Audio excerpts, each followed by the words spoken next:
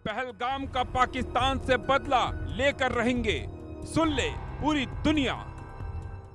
अब आतंकियों की बची खुची जमीन को भी मिट्टी में मिलाने का समय आ गया है।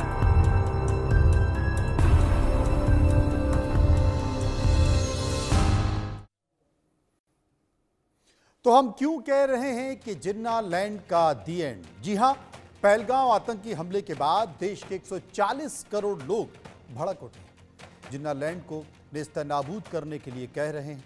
भारत की तीनों सेनाएं भी तैयार हो चुकी हैं। जमीन, समंदर, आसमान, हर तरफ से जिन्ना लैंड को घेरने की पूरी प्लानिंग है, क्योंकि जमीन पर सिंधु समझौता तोड़ा गया है तो पाकिस्तान बिलबिला उठा है। दरियाए सिंधु में खून बहाने की धमकी दी जा रही है। इधर समुद्र की बात करें तो अरब सागर में नौसेना अलर्ट पर है। नौसेना ने लिखा, मिशन रेडी, सदैव तैयार, सदैव सतर्क। तो आसमान में रफेल दहाड़ रहा है। 140 करोड़ भारतीय मोदी से बस यही गुहार लगा रहे हैं कि कैसे भी हो इस बार जिन्ना लैंड के 4 टुकड़े कर दो। सिंधुस्तान, बलूचिस्तान, पख्तूनिस्तान और बचा खुचा पाकिस्तान। उसे यह एहसास कराना जरूरी है कि हर बार वो ऐसी गलतियां करता रहा है, लेकिन इस बार उसने एक बड़ी गलती कर दी है। निहत्थे पर्यटकों पर गोली चलाकर उसके आतंकवादियों ने बहुत बड़ी गलती कर दी है। इधर भारत की एयर स्ट्राइक से पहले डिप्लोमेटिक स्ट्राइक से ही मुनीर और शहबाज खौफ में है। खबर है कि उन्होंने अपने परिवारों को विदेश रवाना कर दिया है। लिहाजा यही समय है, सही समय है, जमीन, समंदर, आसमान से जिन्ना लैंड पर कर दी जाए फाइनल वार और उसका दी एंड। आज इसी पर हम चर्चा करेंगे। चर्चा के लिए कई सारे मेरे साथ मेहमान होंगे, लेकिन इन सब के बीच बहुत सारे संकेत हैं। उन संकेतों को समझें। असल में सूत्रों के मुताबिक पहलगाम आतंकी हमले की साजिश का खाका फरवरी में ही तैयार हो गया। पाकिस्तान के पंजाब के कसूर जिले में सैफुल्लाह कसूरी ने अबू मूसा, इदरीस शाहीन, मोहम्मद नवाज, अब्दुल लफा उसूल और अब्दुल्ला खालिद के साथ एक बैठक की थी।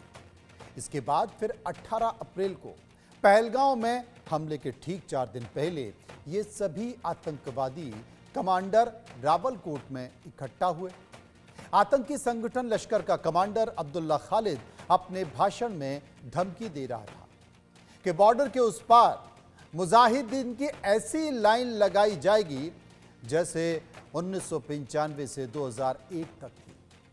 हिजबुल मुजाहिदीन का कमांडर अब्दुल रफा रसूल भी यहां पर मौजूद था और इसी मजमे में सबसे आखिर में तकरीर लश्कर के कमांडर अबू मूसा ने दी, जिसमें अबू मूसा ने कहा कि अगर कश्मीर में हिंदू बसेंगे तो उन पर गोलियों की बौछार होगी और सारे सर काटे जाएंगे।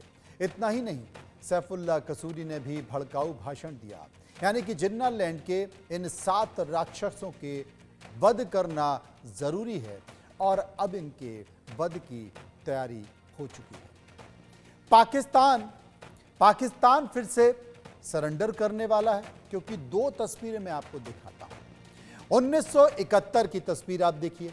1971 में पाकिस्तान से सरेंडर किया था और अब 2025 में भी क्या पाकिस्तान सरेंडर करेगा, ये बड़ा संकेत है, क्योंकि संकेत भारत दे रहा है। ये तमाम तरह की बातों के बीच देश में आवाज उठ रही है कि अब बहुत हुआ और अब एक बार पाकिस्तान को मुंह तोड़ जवाब देने की तैयारी होनी चाहिए और सरकार ने कमोबेश वो तैयारी कर भी ली है। और तमाम तरह के संकेत पाकिस्तान से निकल कर आ रहे हैं। पाकिस्तान से संकेत निकल कर आ रहे हैं। क्या पाकिस्तान के प्रधानमंत्री शहबाज शरीफ डर चुके हैं? क्योंकि वो कहते हैं कि भारत के एक्शन से बैकफुट पर आ चुके शहबाज कहते हैं कि जनाब जो हमला हुआ है हम उसमें जांच के लिए तैयार हैं। लेकिन इन सब के बीच पाकिस्तान में खलबली है, पाकिस्तान की हैकड़ी निकल गई है।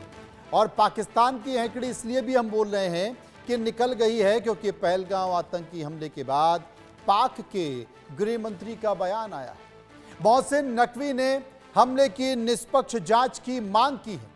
पहलगांव हमले की जांच हो तो पाकिस्तान उसमें सहयोग जरूर करेगा। ये संकेत पाकिस्तान से आ रहे हैं।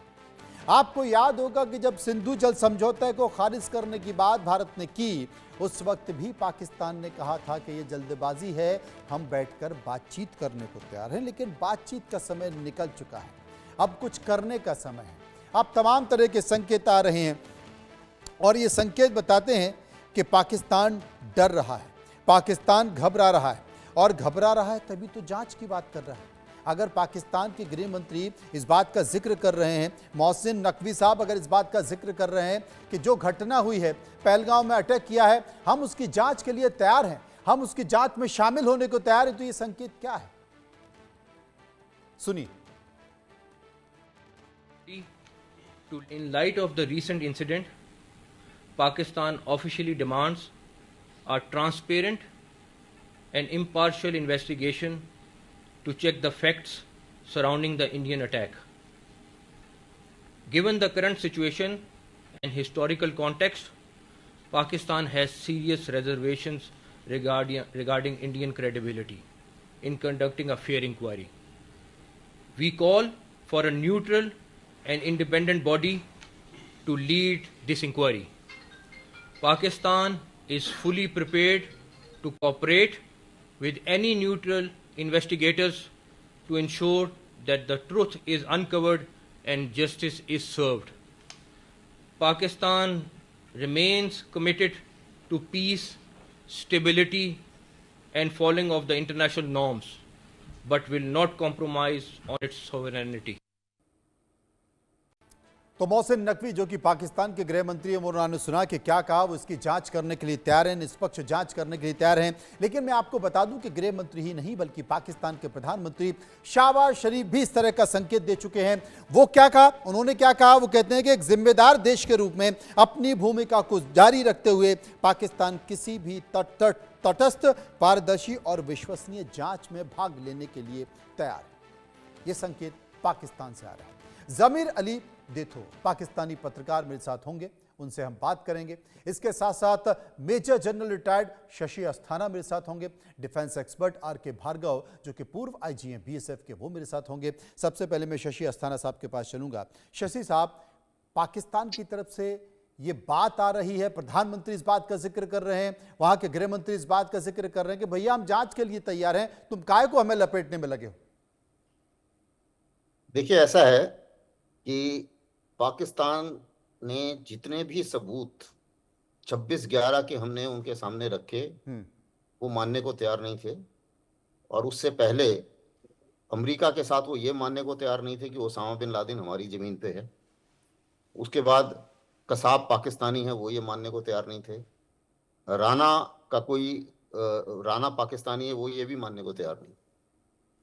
और कनेडियन सिटीजन बनने से पहले राणा पाकिस्तान आर्मी में डॉक्टर था और कैप्टन था। ये भी उन्हें नहीं लगता कि इससे और जितने प्रूफ हैं, जाहिर है कि हमने सारे के सारे प्रूफ अमेरिका के कोर्ट में दिए और तभी जाकर अमेरिका के कोर्ट ने ये जाहिर किया और उन्होंने समझा कि ये सारे के सारे प्रूफ क्रेडिबल हैं, तभी एक एक्स्ट्राडिशन मिला, अदरवाइज नहीं मिलना था। ये सारे प्रूफ जब पाकिस्तान को दिए जाते हैं तो वो बोलते हैं कि हमें नहीं पता। तो हमारा अभी मकसद ये है कि हम टाइम तो वेस्ट नहीं करेंगे पाकिस्तान के ऊपर। जांच होगी जो हम अपनी खुद करेंगे, और अगर हमने शेयर करना है तो हम जितने भी हमारे स्ट्रेटेजिक पार्टनर्स हैं उनके साथ शेयर करेंगे। पाकिस्तान के साथ ना कोई शेयरिंग होगी, ना कोई उनके साथ जांच होगी, ना किसी उनकी जांच एजेंसी की हमें ज़रूरत है, ना उनकी पारदर्शिता वाली इंक्वायरी की हमें ज़रूरत है। हमें पता है कि ये सब कुछ पाकिस्तान आर्मी ने किया है और हमारे दिमाग में कोई डाउट नहीं है। वो अपने दिमाग से डाउट जितना मर्जी करते रहें। और मैं सिर्फ यही कहना चाहूँगा पाकिस्तान की जनता को, अगर कोई ये टेलीविज़न देख रहा है, देखिए आपकी आर्मी में और आपके चीफ ने जो एक भड़काऊ भाषण दिया है, वो भाषण साफ नज़र आता है कि हेट स्पीच था और हिंदू मुस्लिम और कश्मीर की उसने दो बात की और तब तक टेररिस्ट घुस चुके थे और उन्होंने उस चीज को अंजाम दिया जो उन्होंने मुंह से बोला। हमें पता है कि जितने टेररिस्ट हैं ये तो आते रहेंगे, वो मरते भी रहेंगे, उससे कोई खास फर्क पड़ने वाला नहीं, क्योंकि ये प्यादे हैं, ये ग्राउंड पर ऑपरेटर हैं। जो करने वाला है, जिसका दिमाग है, वो है पाकिस्तान मिलिट्री। तो इसलिए इस बार जो रेस्पॉन्स होगा वो रेस्पॉन्स इस चीज को ध्यान में रखते हुए किया जाएगा कि आका कौन है और उस आका के साथ हमें क्या कार्रवाई करनी।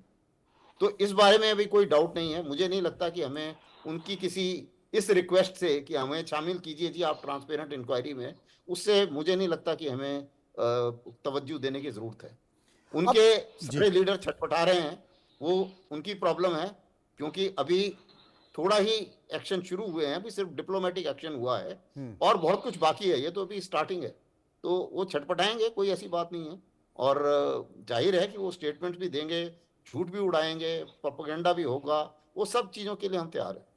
डिप्लोमेटिक एक्शन अभी हुआ है। यहाँ पर पाकिस्तानी पत्रकार ज़मीर अली मेरे साथ मौजूद हैं। ज़मीर साहब, आपको नहीं लगता कि इन तमाम सारी बातों के बीच विरोधाभासी बयान देखे जा रहे हैं? एक तरफ तो आपके रक्षा मंत्री कहते हैं कि हाँ साहब, पाकिस्तान ने 3 साल तक गंदा काम किया है, उन्होंने आतंकवादी जितने भी जो शिविर थे उनको प्रशिक्षण दिया, फंडिंग की, भारत में आतंकवादी घटनाएं हुई हैं उसमें भारत का, पाकिस्तान का हाथ है, ये साफ तौर पर उन्होंने कहा। और अभी वही पाकिस्तान कहता है कि साहब जो घटना हुई है उस घटना में हम पूरी तरह से मदद करने को लिए तैयार हैं। यानी कि एक तरफ तो आप भारत में जो आतंकवादी घटनाएं हो रही हैं उसके आप जिम्मा अपने ऊपर ले रहे हैं और दूसरी तरफ आप इसमें जांच भी करने को तैयार हैं। ज़मीर साहब। बिस्मिल्लाहिर्रहमानिर्रहीम। देखिए, आपने दो बातों को एक साथ जोड़ दिया है।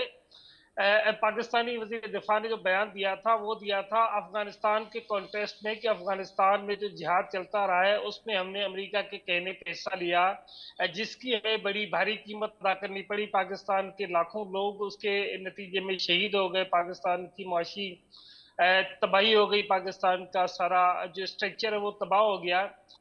बाकी रहा सवाल भारत के साथ जो पाकिस्तान का तनाज़ा है वो बुनियादी तौर पे कश्मीर का है। और तो कश्मीर के हवाले से पाकिस्तान की पॉलिसी है कि हम कश्मीरी अवाम की सियासी और इखलाकी सपोर्ट करते हैं। ये पाकिस्तान ने कभी भी नहीं कहा कि भारत के अंदर जो दहशतगर्दी है उसकी हम जिम्मेदारी कबूल करते हैं या फिर किसी भी सूरत पे हम कोई पाकिस्तान कश्मीर में या भारत के अंदर किसी भी जगह पर होने वाली किसी भी दहशतगर्दी के हवाले से उसकी कोई सपोर्ट करता है। हम क्लियरली इसकी मजम्मत करते हैं, इसका विरोध करते हैं। हमने पहले दिन से कहा था कि वो दोस्त, वो भाई हमारे जो कश्मीर में शहीद हो गए, हमें उस पर बड़ा शदीद अफसोस है, बहुत दुख है हमें उन तमाम खानदानों से जो खानदान इसमें इन शहादतों के नतीजे में दुखी हैं। तो हम ये कभी भी नहीं कहते कि भारत के अंदर किसी भी किस्म की कोई दहशतगर्दी हो या फिर हम उसको सपोर्ट करते हैं। देखिए, हम पाकिस्तान में बिल्कुल वाज़ेह पॉलिसी है। पिछले 2 दिहाइयों से पाकिस्तान जो दहशतगर्दियों के खिलाफ ऑपरेशन कर रहा है उसमें हमारी बिल्कुल क्लियर लाइन है कि दहशतगर्दी का ना तो कोई दीन है, ना मजहब है, ना उसका कोई धर्म है, ना उसकी कोई नेशन है, ना कोई उसकी कौम है।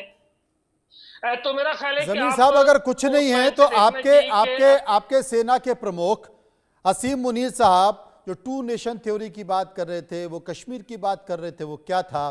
पाकिस्तान की सरजमी पर पीओके में 18 अप्रैल को रावलकोट में एक मंच पर जो तमाम आतंकवादी संगठन उनके कमांडर खड़े होकर भारत के खिलाफ आग उगल रहे थे, हिंदुओं के खिलाफ आग उगल रहे थे, वो क्या था?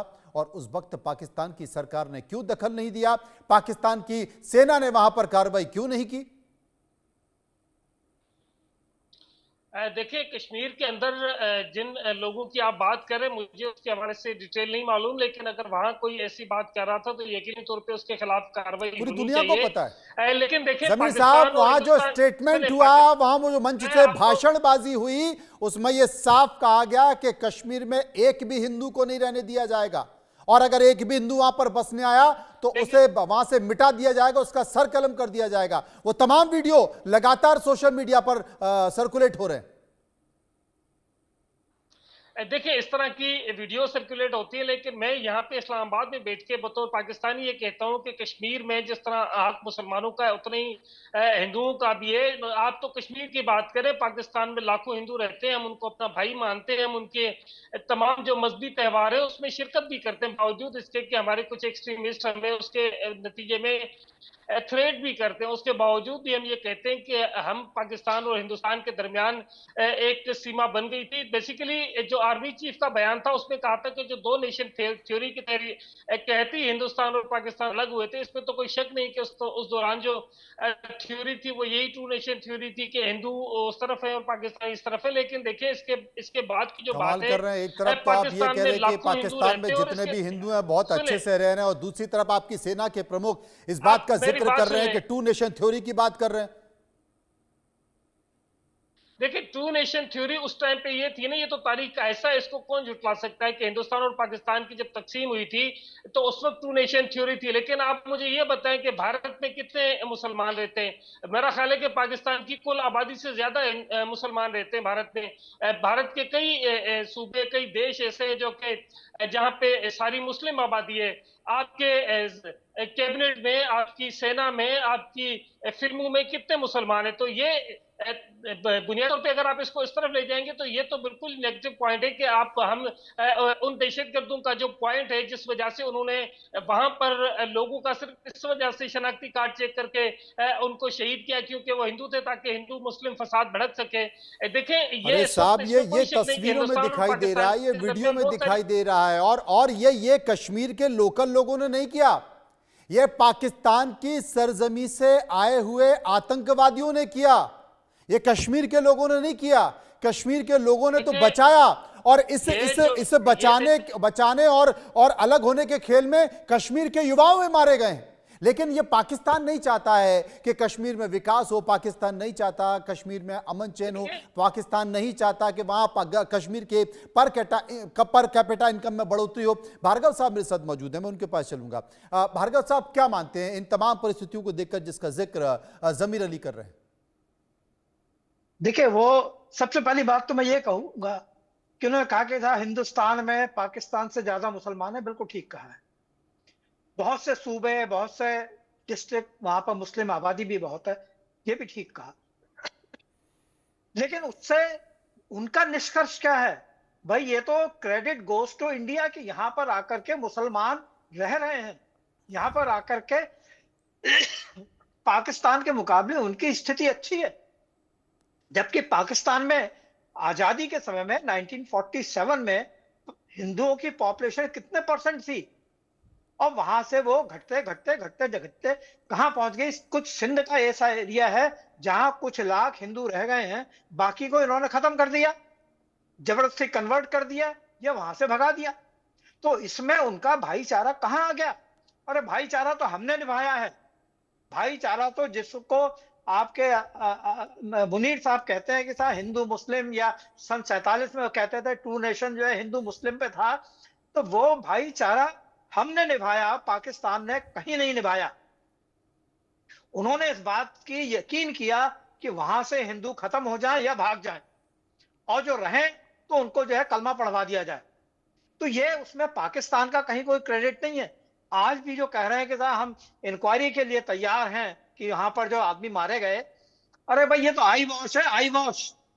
वहां पर ये बताइए, आतंकवादी मारता है तो किसी को भी मारता है, लेकिन यहाँ पर चुन करके उन्होंने हिंदुओं को नाम पूछ के, यकीन करके कि हिंदू है, उसको मारा है। तो ये तो आतंकवाद नहीं है, ये तो सीधे सीधे उन्होंने हिंदुओं को टारगेट किया है। दूसरे आपके यहाँ कहते हैं भाई कश्मीर में कहां से, शुरू में कश्मीर में भी जो आपके ये क्या बोलते हैं एम्बाइकल कॉर्ड थी, वो पाकिस्तान से थी। पाकिस्तान से ही रेडिकलाइज होकर के यहाँ पर टेररिस्ट आते थे। टेररिस्ट डिस्पोजेबल होते थे, वहां से 10 भेजो 20 भेजो, मर जाएंगे, कोई बात नहीं है। लेकिन यहां आकर के उन्होंने क्या फैलाया? हिंदू मुसलमान फैलाया। यहां आकर के 89-90 में क्या किया उन्होंने? हिंदुओं को निकाला बाहर। तो आप क्या बात कर रहे हो कि भाईचारे वाली बात किया हम हिंदू, वो पुरानी कहानी हो, या पुरानी कहानी नहीं, आप उस कहानी को दोबारा दोहराने की कोशिश कर रहे हो। आप ये कोशिश कर रहे हो कि हिंदुस्तान में फिर से हिंदू मुसलमान झगड़ा हो। आप चाहते हो, उनके कहने का मतलब ये था कि हिंदुस्तान में इतने मुसलमान हैं, उनको भड़काया जाए। मेन एम उनका इस कहानी को लाने का यही था कि यहाँ पर जो मुसलमान हैं उनको दोबारा से हिंदू मुसलमान के उसमें भड़काया जाए। लेकिन ये आप देखिए, आपके अपने अगर सीट के नीचे आपकी कुर्सी की टांगे ढीली हो तो उछलने की कोशिश नहीं करनी चाहिए। आज पाकिस्तान जो कर रहा है उसका उसी को भुगतना पड़ेगा।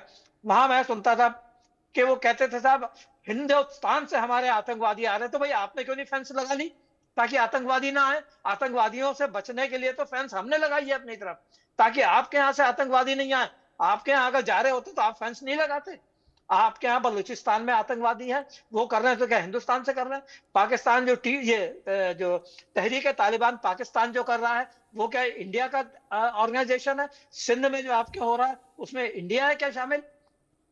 और तो और आपके तो अभी पंजाब में भी हो रहा है। पंजाब की भी बहुत से लोग आपकी आर्मी के खिलाफ हैं जो उसको ये सपोर्ट बात नहीं तो करेंगे। चाहे वो और बलूचिस्तान ये हो या खैबर पख्तूनख्वा हो, ये तमाम इलाके में देखा जा रहा है पाकिस्तान खुद अपनी परिस्थितियों से घिरा हुआ है और शायद उसे लगता है कि भारत जिस तरीके से आर्थिक तौर पर तरक्की कर रहा है वो ना करे, वो पाकिस्तान जैसा ही हो। लेकिन भारत इन सब चीज़ों में निगेटिविटी में पड़ना नहीं चाहता। मेरे साथ शशि जी मौजूद हैं। शशि जी, भारत ने बहुत कूटनीतिक तरीके से, क्योंकि आप बार बार इस तरह का हमला करते हैं, आप बातचीत की बात करते हैं और पीठ में छुरा घोंप देते हैं।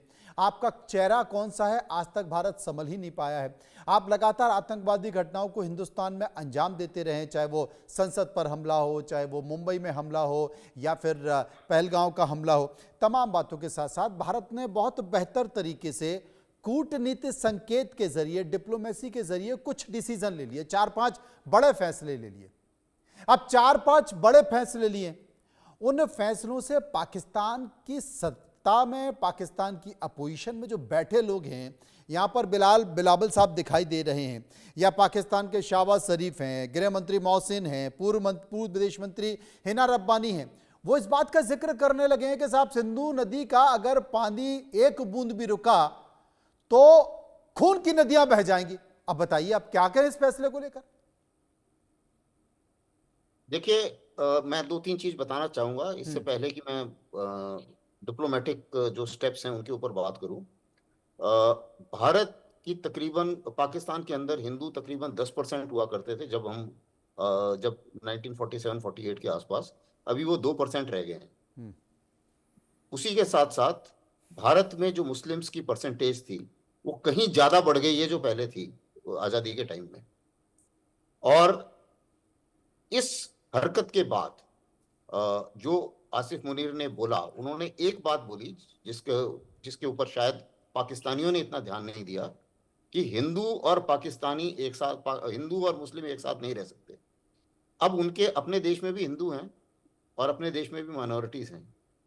तो एक रेडिकल दिमाग अगर देश चला रहा है, क्योंकि इनडायरेक्टली वही देश के कर्ता धर्ता हैं, वो अगर ऐसी बातचीत अपने दिमाग में रखता है तो जाहिर है कि पाकिस्तानी अवाम को चिंतित होना चाहिए, क्योंकि अगर वो चिंतित नहीं है तो कुछ ना कुछ प्रॉब्लम है।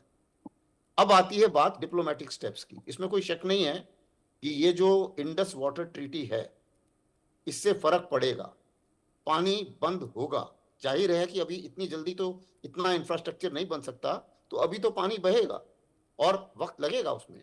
लेकिन स्कीम्स और प्लान्स, जो डैम बनने हैं और जो कनेक्टिविटी, रिवर कनेक्टिविटी प्रोजेक्ट्स हैं, वो हमारे दिमाग में हैं और वो अभी धीरे धीरे अनाउंस हो रहे हैं और उनके ऊपर पैसा अलॉट हो जाएगा और काम शुरू हो जाएगा, तो पानी कटेगा।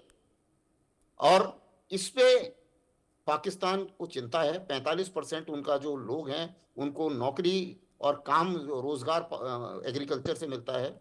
एग्रीकल्चर सबसे बड़ी इंडस्ट्री है पाकिस्तान की, रोजमर्रा की। और बाकी देखिए आप 3-4 सूबे जैसे आपने बताया, बलूचिस्तान वैसी आज़ादी के लिए बोल रहा है, खैबर पख्तूनख्वा फिर वहाँ पे भी पाकिस्तान आर्मी चल नहीं रही है।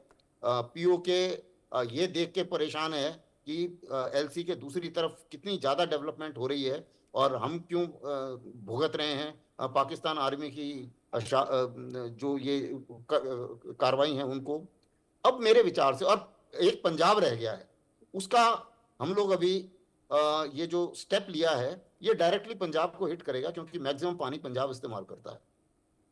तो धीरे धीरे ये बात पंजाबियों की और सारे पाकिस्तानियों की समझ में आ जानी चाहिए कि दहशतगर्दी को सपोर्ट करने से उनका खुद का नुकसान होना है, उनके बच्चों के भविष्य की प्रॉब्लम होने वाली है।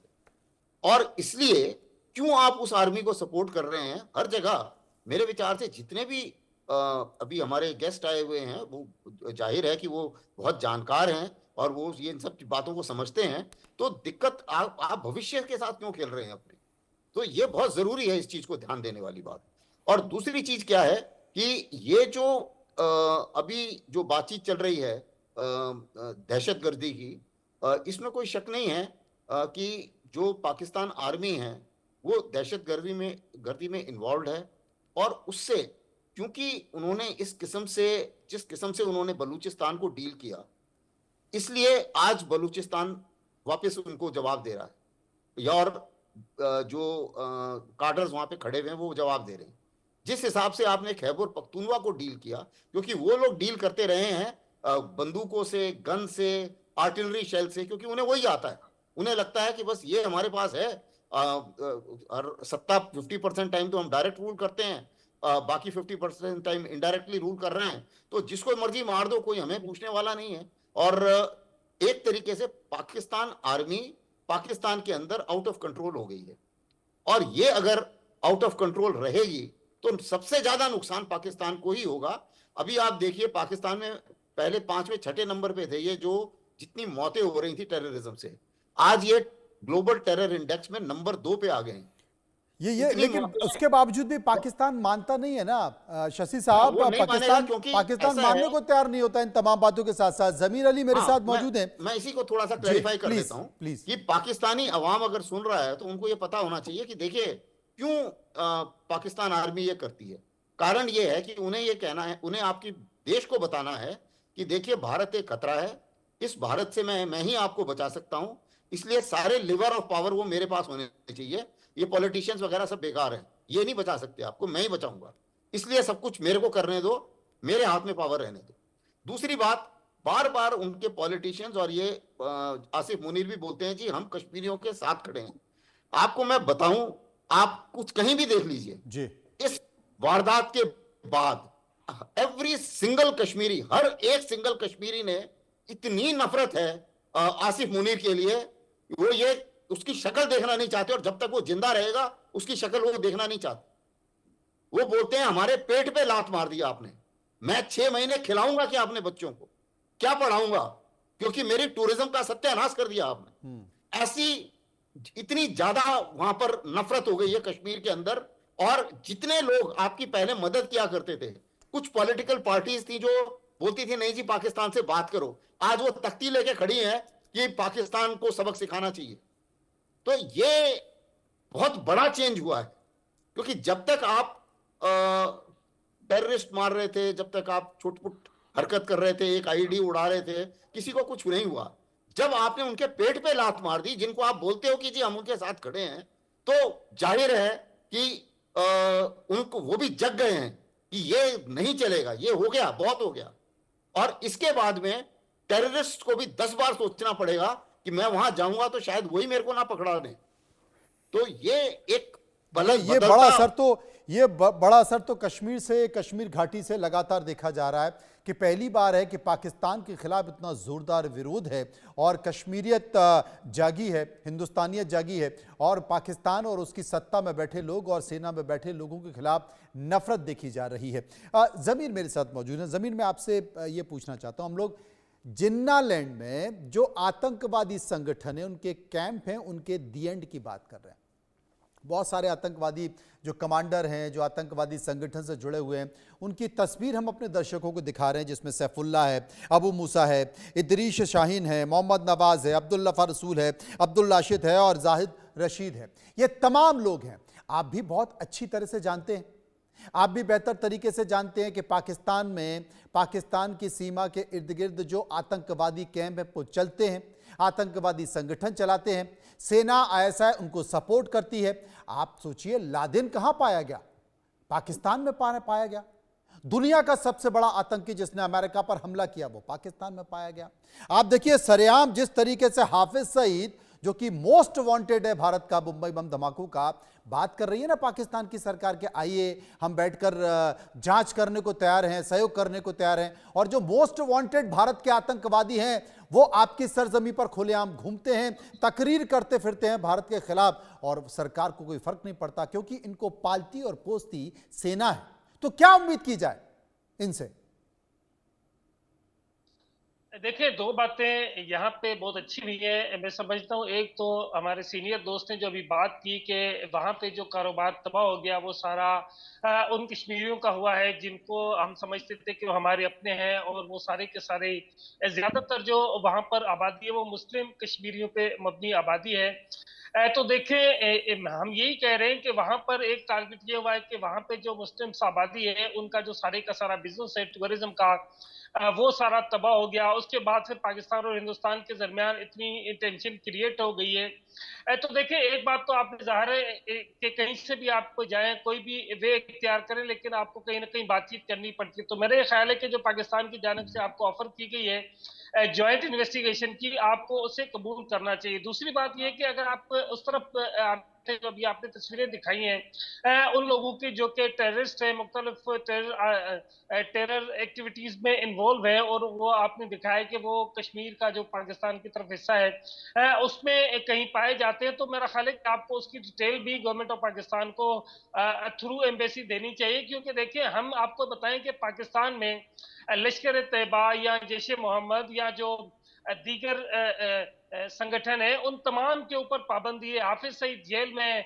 इसके अलावा मौलाना मसूद अजहर जेल में, उनके जितने साथी हैं वो सारे के सारे जेल में। इन्होंने कोई भी ऐसा जुर्म नहीं किया जो तो पाकिस्तान की सरजमीन पे किया हो। उनके ऊपर जितने भी इल्जाम आते हैं वो सारे के सारे वही हैं जो भारत ने कहा था कि ये पाकिस्तान इस बीच एक बड़ी खबर आ रही है, इस बीच जमीर साहब एक बड़ी खबर आ रही है कि पाकिस्तान में वाटर बम देखा जा रहा है। जी हाँ, झेलम नदी में पानी छोड़ने से बाढ़ आ गई है, पाकिस्तान में तबाही की स्थिति है। झेलम के पास लोगों को इलाका खाली करने के आदेश दे दिए गए हैं। भारत ने बिना नोटिस दिए झेलम नदी का पानी छोड़ दिया है। पाकिस्तान झेलम नदी का जल स्तर बढ़ चुका है और पाकिस्तान में दहशत की स्थिति बनी हुई है और पाकिस्तान में इमरजेंसी लग गई है। पीओके के मुजफ्फराबाद जिले में इमरजेंसी घोषित कर दी गई है। जमीर साहब क्या कहेंगे? जी बिल्कुल, आज ये इसी तरह से हुआ है कि भारत की जानिब से झेलम नदी में अचानक पानी छोड़ दिया गया, जिसके बाद वहां पर बाढ़ आ गई और जो मुजफ्फराबाद एडमिनिस्ट्रेशन है उन्होंने इमरजेंसी नाफिज की और उसके साथ साथ आवाम को कहा है कि वो दरिया से दूर रहें, और उसके हवाले से जो मसाजिद थी उनसे ऐलानात किए गए थे। तो देखिए, इस वक्त जिस तरह अभी आपने पानी छोड़ा है या इस तरह के जितने भी एक एक्टिविटीज भारत की जानिब से होंगी तो उससे यकीनी तौर पे कशीदगी मजीद बढ़ेगी। प्रॉब्लम सारा ये है कि एक तरफ वो हमला हुआ है जिसके नतीजे में तकरीबन 27 के करीब बेगुनाह लोग मारे गए हैं और उन तमाम लोगों का जो खून है मेरा ख्याल है कि उसका हिसाब होना चाहिए। दूसरी तरफ आप ये चाहते हैं कि जो दहशतगर्दों के हवाले से आपकी जानिब से लिस्ट दी जा रही है पाकिस्तान को, उसमें उनके खिलाफ कार्रवाई होनी चाहिए। तो अब ये सारी की सारी सूरत हाल तभी पॉसिबल हो पाएगी जब आप पाकिस्तान और हिंदुस्तान के दरमियान कोई डायलॉग का रास्ता खुलेगा। कितनी बार डायलॉग देखिए जमीर साहब, अब डायलॉग की स्थिति रही नहीं, कितनी बार अभी हाल ही में तुम्हारे विदेश मंत्री गए थे पाकिस्तान ना, बातचीत हुई ना, बहुत बार हो चुकी बातचीत राष्ट्रीय मंचों पर, अंतरराष्ट्रीय मंचों पर। अब डायलॉग की स्थिति नहीं है। पर्यटकों की गलती क्या थी? अब भी डायलॉग होना चाहिए। आपके अभी आपके जो विदेश मंत्री आए थे वो सिर्फ विदेश मंत्री नहीं आए थे, वहां से आपके जर्नलिस्टों की एक बहुत बड़ी टीम भी आई थी जिनसे हम लोगों ने भी मुलाकातें की थी। उनसे हुक्मरान जमात के तमाम लोगों ने मुलाकातें की थी, स्पेशली साबिक वजीर आजम नवाज शरीफ जिनसे एक नरेंद्र मोदी की बड़ी एक क्लोज दोस्ती है। उन्होंने स्पेशली इस्लामाबाद से उन जर्नलिस्टों को लाहौर बुलवाया था और उनसे उनके साथ बैठ के खाना भी खाया था। तो मेरा ख्याल है कि आप जिस तरह से टोटली नेगेटिव पोर्ट्रेट करते हैं, टोटल नेगेटिविटी नहीं है इसमें, कहीं ना कहीं कोई ना कोई चीजें बहुत बेहतर है। और मेरा ये ख्याल है कि हमें एज ए सिविल सोसाइटी जो बेहतरी की चीजें बन सकती है उस तरफ मूव करना चाहिए, उस तरफ मूव कमाल नहीं कर रहे करना जमीर चाहिए। साहब, क्योंकि अभी आप तो ये खासतौर कह रहे पे हैं कि साहब शहबाज शरीफ के साथ भारत के प्रधानमंत्री नरेंद्र मोदी की बहुत अच्छी दोस्ती है, और शहबाज शरीफ जिनको आप नरेंद्र मोदी का बहुत अच्छा दोस्त बता रहे हैं, उन्होंने उनके पीठ में छुरा भी घोंप दिया, कश्मीर में आतंकवादी घटना कर दी। आप ये इल्जाम नहीं, आप इसको जितना भी कहें, मैं कहूंगा कि आप इल्जाम ही है, इल्जाम क्योंकि जब तक इसकी सबूत नहीं मिलते तब तक ये इल्जाम ही है। और दूसरी बात ये कि पाकिस्तान, आप जब भी जिस हिंदुस्तान वाकई की में सबसे जितनी भी ज्यादा आतंकवादी घटना हुई हैं उसमें कभी पाकिस्तान ने नहीं माना कि ये हाथ है। यहां तक कि कसाब पाकिस्तान में समुंदर के रास्ते नाव में बैठ के भारत आ गया, मुंबई में धमाके कर दिए, और जब भारत ने कहा कि साहब ये पाकिस्तानी है तो मना कर दिया, ये हमारे यहाँ का है ही नहीं, ये पाकिस्तानी है ही नहीं, जबकि वो खुद कह रहा है कि मैं पाकिस्तान का हूं। किस तरीके से आतंकवादी कैंपों में उसको ट्रेनिंग दी गई, तैयार किया गया, वो भी मानने को तैयार नहीं है। खैर, झेलम नदी में जो बाढ़ आई उस पर हमारे रिपोर्टर ने एक रिपोर्ट तैयार की है, वो दिखा देते हैं। अस्सलामुअलैकुम नाज़रीन, खास आदमी आपकी खिदमत में हाजिर हूँ। मैं मौजूद हूँ मुजफ्फराबाद में दुमेल के मुकाम पर, दरियाए झेलम के किनारे, जहाँ पर ये अभी इतलात मौसूल हुई है कि भारत की जानिब से चूंकि इस डैम पर उड़ी में 2 छोटे डैम बनाए गए हैं, एक नहरी निज़ाम है, वो तमाम पानी भारत की जानिब से जो इस दरियाए झेलम में डाइवर्ट कर दिया गया है और मुमकिन तौर पर सैलाबी सूरत हाल हो सकती है आने वाले चंद घंटों में मुजफ्फराबाद शहर और इसके अतराफ में जो दरिया के किनारों पर मुकीम आबादी है उनके लिए। तो यहाँ पर इस वक्त ये सूरत हाल है दरिया की, अभी तक दरिया का लेवल नॉर्मल रूटीन में था। अभी की इतलात के मुताबिक चूंकि पानी अभी चल पड़ा है तो कुछ वक्त लगेगा उसमें यहाँ पहुंचने में। हम मुजफ्फराबाद में ये मेरे अकब में आप देख सकते हैं STMA का ये सेटअप है, जो कि वाटर रेस्क्यू की टीम है दुमेल सुड़गली दुमेल बारादरी के मुकाम पर, जो कि अपने साजो सामान को यहाँ से महफूज मुकाम पर मुंतकिल किया जा रहा है। इन लोगों से हमारी बात भी हुई तो इनका भी यही कहना है कि हमें ये बताया गया है कि पानी की जो सतह है वो काफी ज्यादा बुलंद हो सकती है, तो जो आपका साजो सामान है उसे उठाकर यहाँ से महफूज मुकाम पर मुंतकिल करें। तो ये मेरे अकब में आप देख सकते हैं कि ये अपने जो साजो सामान है उसे यहाँ से लपेट लिया है इन्होंने।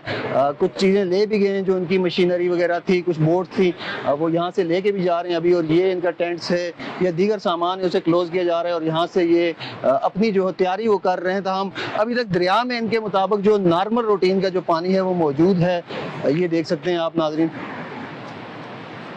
ये यहाँ से चीज़ें मुंतकिल की जा रही हैं ताकि अगर पानी की सतह बुलंद हो तो जो ये सूरत हाल है फिलहाल इस दरिया की, दरियाए झेलम कहा जाता है और ये भी सिंध ताश मुआहिदे में शामिल है। तो ये POK के स्थानीय निवासी थे जो मुजफ्फराबाद पानी की जानकारी दे रहे थे, लेकिन 2 तस्वीरें आपको दिखा रहे हैं। इन 2 तस्वीरों के जरिए आप समझ सकते हैं कि झेलम में जो पानी छोड़ा गया है उससे मुजफ्फराबाद की स्थिति क्या है। इस बीच भारत की ओर से करीब 26 अप्रैल 2025 को पाकिस्तान के मुजफ्फराबाद के हट्टिनवाला इलाके में झेलम नदी में पानी छोड़ दिया गया। इसकी वजह से मुजफ्फराबाद प्रशासन ने वाटर इमरजेंसी का ऐलान कर दिया। दरअसल झेलम नदी में पानी छोड़े जाने की वजह से मुजफ्फराबाद में अचानक से भयंकर बाढ़ आ गई, जिसका जिक्र POK के भी स्थानीय व्यक्ति कर रहे थे। वो बता रहे थे कि किस तरीके से वहाँ पर बाढ़ आई है। इसके साथ साथ वहाँ पर कई इलाकों में अफरा तफरी जैसी स्थिति भी बताई जा रही है। और पाकिस्तान के जो मुजफ्फराबाद का हट्टनवाला इलाका है उसमें इमरजेंसी जो घोषित की गई है, उसके बाद आसपास के इलाके को खाली करने की भी बात की गई है। इस बीच एक और बड़ी खबर आ रही है पाकिस्तान से। पाकिस्तान सेना प्रमुख असीम मुनीर ने फिर से गीदड़ भभकी दी है। पाकिस्तान की आर्मी देश की रक्षा के लिए तैयार है। पाक सेना प्रमुख ने फिर से 2 नेशन थ्योरी का जिक्र किया है। उन्होंने कहा है कि मुसलमान और हिंदू 2 अलग अलग राष्ट्र हैं, इसे समझ लेना चाहिए। ये बयान उन्होंने पहले भी दिया और अब फिर से असीम मुनीर, मुल्ला मुनीर ने, जो कि पाकिस्तानी सेना के मुखिया हैं, उन्होंने फिर से ये 2 नेशन थ्योरी का जिक्र किया है और उन्होंने कहा है कि भारत और पाकिस्तान अलग अलग राष्ट्र हैं, हिंदू और मुस्लिम। शशि साहब मेरे साथ मौजूद हैं। शशि जी, अभी तो पानी छोड़ा है, अभी तो लड़ाकू विमान नहीं छोड़े गए, अभी तो धमाके नहीं छोड़े गए, तमाम सारी चीजें नहीं छोड़ी गई। शशि जी, मैं आपके पास आता हूं, इस सवाल का जवाब एक बार भार्गव साहब से ले लेते हैं। देखिए, ये तो एक बिना गोली छोड़े, बिना कुछ भी किए एक ट्रेलर है। और जो पानी की लड़ाई होती है, ये मेरे ख्याल से पाकिस्तान को समझना चाहिए कि पाकिस्तान की लड़ाई दो तरफा होती है। दो तरफा का मतलब उसके दो तरह के इफेक्ट हो सकते हैं, एक पानी को रोकना और एक पानी को छोड़ देना। तो ये हमने दिखाया है, पानी को छोड़ने का नतीजा कि इलाका पूरा फ्लड हो जाता है, वहां पे पब्लिक को अपना साजो सामान ले करके वहां से भागना पड़ता है, फसल चौपट हो जाती है, सारा काम धंधा ठप हो जाता है।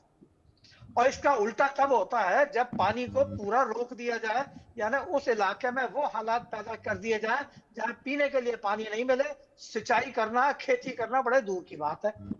और जिसके हाथ में ये पानी की ताकत है, ये वही कर सकता है।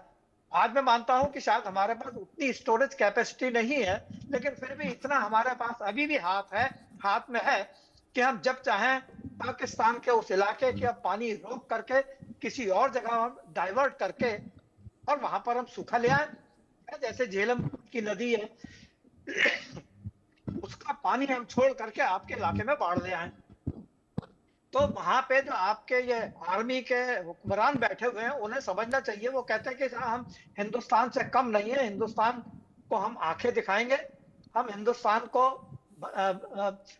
बराबर की लड़ाई देंगे, या ये कह लो कि हम हिंदुस्तान के बराबर हैं, गीदड़ धमकी देते रहेंगे।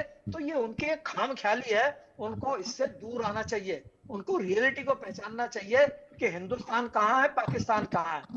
और एक चीज बताऊं, ये जो पाकिस्तान ये जो अभी पानी छोड़ा, इसके बारे में मैंने शायद बताया था कि 22 से 25% इकोनॉमी पाकिस्तान की इस पानी के ऊपर है, और करीब 34 से 35% जो एम्प्लॉयमेंट है उनका, वो इस पानी से ही है। ऐसी हालत में अगर इस पानी को हम इस्तेमाल करते हैं लड़ाई के तौर के ऊपर, तो ये सोचिए वहां की पब्लिक आपके खिलाफ हो जाएगी। कोई भी देश बिना अपनी पब्लिक की सपोर्ट के नहीं लड़ सकता। अगर उसकी पब्लिक उसके खिलाफ हो जाए, तो वो कितना ही शक्तिमान देश हो, कितना ही पावरफुल हो, उसके लिए लड़ाई नामुमकिन होती है। तो ये पाकिस्तान को रियलाइज करना चाहिए कि वो कहाँ है, हम कहाँ हैं। इसके अलावा तो बाकी सब जानते हैं कि हाँ, बलूचिस्तान में क्या हो रहा है, खैबर पख्तूनख्वा में क्या हो रहा है, सिंध में क्या हो रहा है, कहाँ कहाँ क्या दिक्कत है। और खुद जो आपके मुनीर साहब हैं, इनके खिलाफ में इंक्वायरियां आपके चल रही हैं। पब्लिक को पता है, पब्लिक वहां अभी भी खिलाफ हो रही है कि बहुत सी, पंजाब के अंदर ही खिलाफ हो रहे हैं। पंजाब के आपके बहुत से सिपाही जो बलूचिस्तान की तरफ, खैबर पख्तूनख्वा की तरफ जाने के लिए तैयार नहीं है, वो वहां पे रेजिग्नेशन दे दे करके छोड़ के जा रहे हैं। क्यों? उन्हें अपनी जान का खतरा है, उन्हीं चाहते कि वहां जाकर के लड़े और मरे। तो ये चीजें पाकिस्तान के लिए जरूरी है समझना, बजाय इसके कि रिटोरिक जो है वो करते रहे, बिना वजह गीदड़ भपकी देते रहे और बिना वजह ये कहते रहे कि साहब हम ये कर देंगे, वो कर देंगे। अरे आप किस बात की आप कह रहे हो कि इंक्वायरी करेंगे? आपकी इतनी इंक्वायरी हुई, पठानकोट की इंक्वायरी हुई, कसाब वाले के हमने आपको पूरे सबूत दे दिए, जो बाकी बॉम्बे का था उसके सबूत दे दिए, जहां जहां इस तरह के आतंकवादी हमले हुए हमने आपको सारे सबूत दिए। लेकिन पाकिस्तान हमेशा डिनायल मोड में रहा कि नहीं, हमें नहीं पता। तो अगर आंखें बंद करके आदमी सोने का नाटक करे तो उसे तो ही उठाया जा सकता है, जो सो रहा हो उसे उठा सकते हैं, लेकिन जो नाटक कर रहा हो सोने का, उसे नहीं उठाया जा सकता है। मेरे साथ शशि जी मौजूद हैं। शशि जी, तमाम तरह की बातें चल रही हैं पाकिस्तान की तरफ से। कभी गीदड़ भभकी दी जाती है, कभी कहा जाता है कि बैठकर बातचीत होनी चाहिए, फिर कभी खून की नदियां बहाने का जिक्र कर दिया जाता है, फिर कहा जाता है कि हम जांच में सहयोग करने को तैयार हैं। क्या पाकिस्तान ये बेहतर तरीके से मांग गया? और अभी जानकारी ये मिल रही है पाकिस्तान के विदेश मंत्री चीनी राजदूत से मिलने गए, उनसे सहयोग मांगने गए कि भैया भारत का भरोसा नहीं है, वो कब हमला कर देगा, तो हमारी मदद करने के लिए आप तैयार हैं या नहीं है? ऐसा तो नहीं कि भारत के दबाव में आप पीछे हट जाएंगे। तो क्या ये मान लिया, पाकिस्तान ये मान रहा है कि भारत कुछ ना कुछ करेगा? देखिए, इतना अंदाजा पाकिस्तान को है कि भारत कुछ ना कुछ करेगा, पहली बात। और कुछ ना कुछ में बहुत कुछ शामिल है। कुछ कुछ ट्रेलर अभी हमने दिखाया है और वो चल रहा है। जहां तक आर्मी चीफ का गीदड़ भभकी का सवाल है, उसको मैं आपको थोड़ा प्रैक्टिकल तरीके से समझाना चाहूंगा। प्रेसिडेंट ट्रंप ने जेलेंस्की को बोला था कि आपने क्यों इतने बड़े देश के साथ पंगा ले लिया, आपके पास you don't have the cards. लेकिन जेलेंस्की लड़े जा रहा है क्योंकि उसको पता है कि जिस दिन मैं लड़ना बंद कर दूंगा उस दिन मेरी कुर्सी चली जाएगी। अब उसी चीज को आप फिट कीजिए आसिफ मुनीर को। मिलिट्री, पाकिस्तान मिलिट्री को पता है कि अगर हम लड़ाई करते हैं तो लोग हमें सपोर्ट करेंगे, अगर हम दहशतगर्दी करते हैं और इंडिया रिएक्ट करता है तो हम सबको बोलेंगे देखो इंडिया जो है एक इंडिया का खतरा है और मैं ही बचाऊंगा आपको, तो इसलिए मेरे साथ ही रहो और मेरी बात सुनो। तो आसिफ मुनीर की अभी वही कहानी है और वो ये चाहेगा कि भाई ये कुछ ना कुछ इस तरीके का होता रहे ताकि मेरी जो वर्चस्व है फौज का वो चलता रहे, और उस वर्चस्व में चाहे पूरा देश बर्बाद हो जाए उससे कोई फर्क नहीं पड़ता इन्हें। आप देखिए पूरे देश की इकोनॉमी नीचे जा रही है, डिफेंस बजट ऊपर चढ़ रहा है। अभी पाकिस्तानियों को समझना पड़ेगा, मैं बार बार इसी चीज पर आ जाता हूं, आपका $9 बिलियन का रिजर्व है टोटल रिजर्व कंट्री के अंदर, जो आपका पेट्रोल के 2 महीने की रिक्वायरमेंट के बराबर है। आप मोबिलाइज करते हैं, भारत मोबिलाइज करता है और आपकी सेना अभी मोबिलाइज करती है, जी हम देख लेंगे, हम भारत को देख लेंगे वगैरह वगैरह।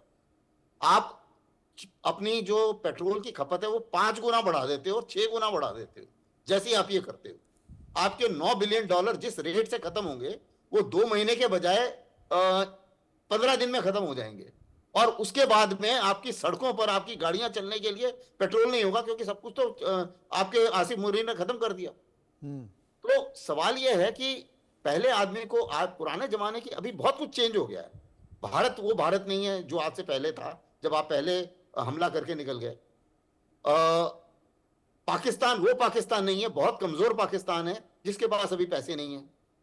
और उस हालत में अगर आप बड़े देश को गीदड़ भपकियां दोगे तो इसको बेवकूफी माना जाएगा, चाहे आप पैर पे कुल्हाड़ा मारो या कुल्हाड़े पे पैर मारो, वो आपस में डिसाइड कर सकते हैं।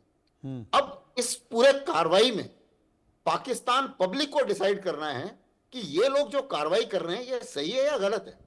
और इसी भी चीज में मैं बता दूं, मैं कई इंटरनेशनल डिबेट्स में हिस्सा लेता हूं। अभी कल की ही बात है, एक पाकिस्तानी बड़े सीनियर है, मैं नाम नहीं लेना चाहूंगा क्योंकि उनको पाकिस्तान में इस लोगों को दिक्कत हो जाती है।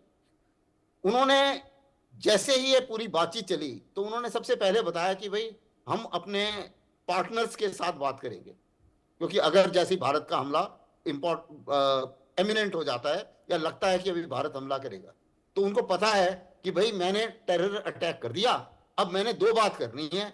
एक तो मैंने जाना है अमेरिका के पास और चीन के पास कि भैया मुझे बचा लो, और दूसरा मैं इनको ये बताना है देखो मेरे ऊपर कुछ नहीं करना, मेरे पास एटम बम। अब उनको मैंने डिबेट में ही समझाया कि देखिए आज से 6 साल पहले भारत ने एटम की तरफ ध्यान नहीं दिया था, एटम बम की तरफ। आपके पास हमसे ज्यादा एटम बम थे। आज की डेट में भारत ने कहीं ज्यादा आपसे ज्यादा एटम बम बना लिए हैं। ये मैं नहीं कह रहा हूं, सिप्री की रिपोर्ट कह रही। दूसरी बात, जो इकोनॉमिक सिचुएशन है, भारत का $700 बिलियन रिजर्व है। आप $9 बिलियन की इकोनॉमी, वही अब डिबेट में आके आपके पाकिस्तानी हमको बोलते हैं कि जी हमने आपका एयर स्पेस बंद कर दिया, आपको ज्यादा खर्चा करना पड़ेगा। अरे यार, $9 बिलियन आपका रिजर्व है और आप चैलेंज दे रहे हो $700 बिलियन को कि हम आपके ऊपर इकोनॉमिक कॉस्ट इंपोज करेंगे, क्या मजाक। तो ये सब चीजें जो हैं इसको बोलते हैं कि जब आदमी हड़बड़ा जाता है। अच्छा, सबसे बढ़िया चीज क्या करी उन्होंने, हड़बड़ाहट में उन्हें कुछ एक्शन लेना था ये सिंधु जो संधि है उसके ऊपर, तो उन्होंने बोला जी हम शिमला एग्रीमेंट से पीछे हट जाते हैं। मैंने बहुत अच्छी बात है यार, तुम शिमला एग्रीमेंट से पीछे हटो, हमारे लिए बड़ा क्लियर है कि इसका मतलब लाइन ऑफ कंट्रोल का औचित्य खत्म हो गया। तो हमें, जब हम पहले सोच रहे थे पीओके लेने की, अब तो आपने मौका दे दिया क्योंकि लाइन ऑफ कंट्रोल तो है ही नहीं। अब तो हमें जिस दिन मौका लगेगा उस दिन हमें अपनी फौजें आगे बढ़ानी है और पीओके में तिरंगा झंडा फहराना है, बस। तो ये जो हड़बड़ाहट में कदम हो रहे हैं, रेटोरिक पैदा किया जा रहा है और कोशिश ये की जा रही है आसिफ मुनीर की कि मेरे साथ पूरा पाकिस्तान जुड़ जाए, और ये पाकिस्तानियों की समझ में नहीं आ रहा है कि यार ये मरवाने वाला है, ये खुद भी मरेगा और हमें भी मरवाएगा। ये मेरे विचार से ये मैसेज बहुत क्लियर होना चाहिए, और जो भी ढंग से एनालाइज कर सकता है, जिस पाकिस्तानी में भी थोड़ा भी दिमाग है, मुझे नहीं लगता कि उसको ये चीज समझ में आ रही हो। लेकिन अब भारत ने साफ संकेत दे दिया है कि जिन्ना लैंड में जितने